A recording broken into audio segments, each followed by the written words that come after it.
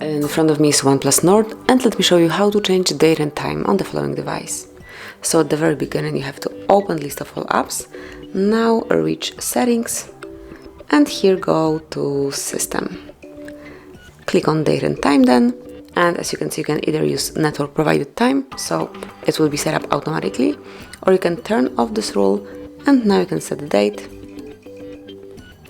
and time manually by yourself. So from now on it's up to you what date and time it currently is.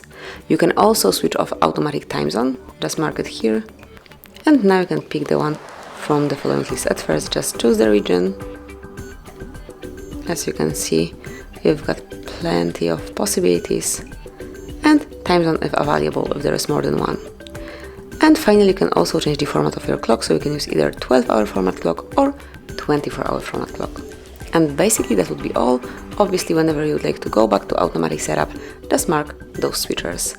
And this is it. Thank you for watching. Please subscribe our channel and leave the thumbs up.